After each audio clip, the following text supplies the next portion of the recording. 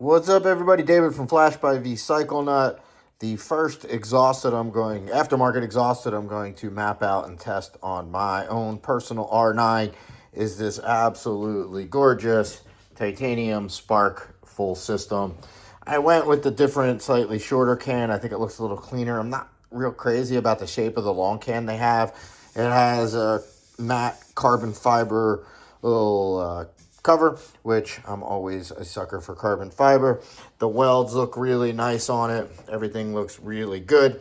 So I'll put some pictures up. I was a little surprised how the layout, the configuration of it is extremely similar, almost identical to the Arrow full system, which, if you don't know, is almost identical to the Akrapovic full system.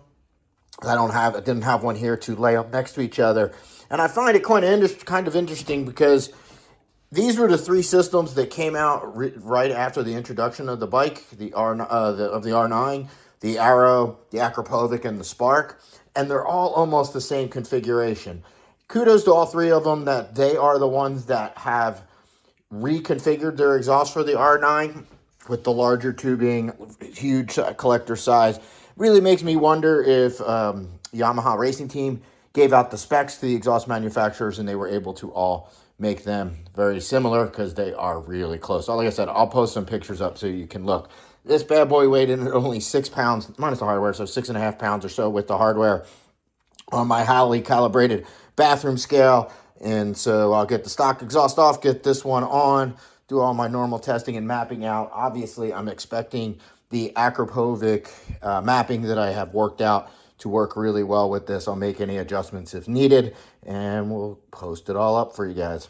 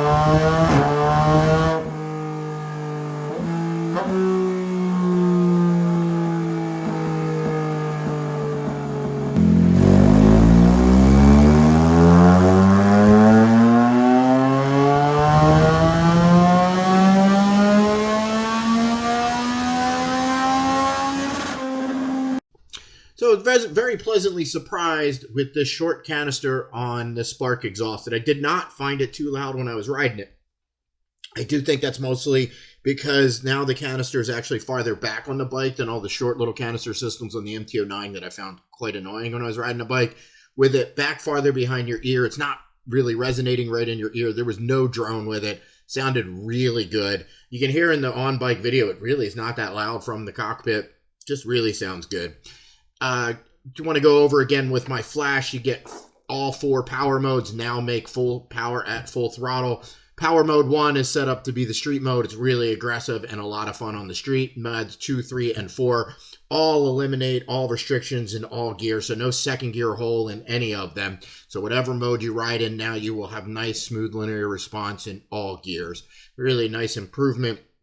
Really makes the bike really useful in a lot of situations where it might be a little tough with the stock mapping, trying to always leave it in power mode 1 because it's the one that made the most power. Still didn't make full power, but made the best power. So now very useful. No shitty second gear in any of them, and just really, really nice.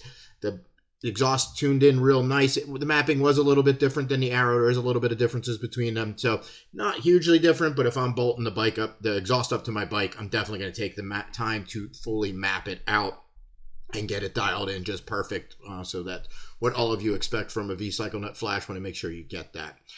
I did forget to get the decibel reading with it, the dB killer in, but I will do that when I do the stage 2 DNA lid mapping that I will be doing next with this. So I'll make sure that the air fuel doesn't change so much that it needs specific mapping for it, and we'll see how much of a power decrease it is. So let's get to the dyno runs. This is what my personal same bike that this was tested on, R9, made all stock with the stock mapping.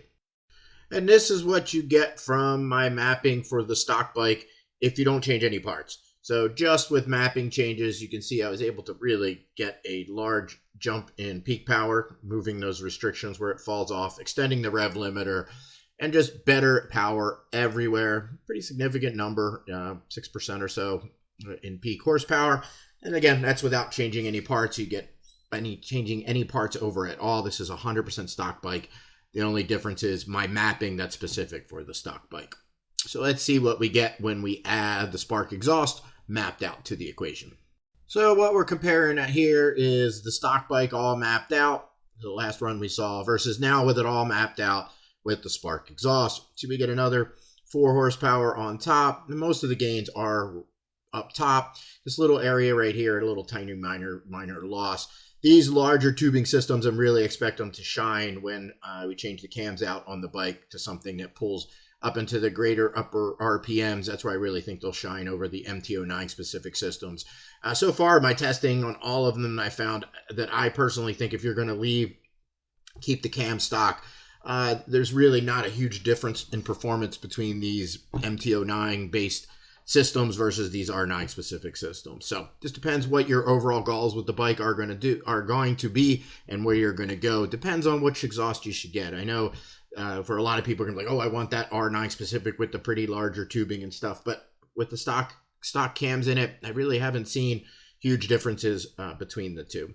So let's take a look at what we look like with the air fuel ratio, just the Spark Exhaust tuning on its own, and then we'll compare it to the stock bike. And as quickly, this is just showing the results of the Spark Exhaust with my flash on its own. Just want to show the air fuel ratio, because when I don't, somebody always complains. So just a quick video to show that, hey, yep, I did take the time to get the air fuel ratio looking all pretty. And just for everybody's information, here's what we got when we compare where the bike was all stock to where it is now. And you can see the gains above 8 grand are really above 7 grand. Are pretty nuts. This area on top is crazy too. We got about a 10% gain in peak number, which is very, very nice. Even more if we were compared at the new peak. So really, really impressive. And let's show you now what the new second gear looks like compared to where that was. And this shows the absolutely absurd second gear, how it comes stock. And this would really be across all modes, because stock, every single mode in second gear has this huge, absolutely gigantic dip in it. When you roll into it in second, it doesn't have the same response even as third gear does. And as I said, all the modes, that's fixed with my flash. And you can see now here, again, about that 10% gain in power on the peak. It's just killing it everywhere. It was spinning up on my dyno. That's why the very initial curve of it is like it is. I had to roll into it a little bit softer to get it to stick. And then once I had some momentum, really roll into it. So ignore this little bit here. That's just from me not opening the throttle as quick. But you can see, just compare that second gear old versus new. It was just ridiculous. So thanks, guys, for watching. Remember to head on over to vcyclenut.com for your very best in flashing and performance parts needs. Appreciate y'all for watching the video and sticking around to the end. Take care. Hopefully you got some nice riding weather. Our fun riding season's definitely done. Now I'm just looking for dry period to get my testing done. So take care, guys.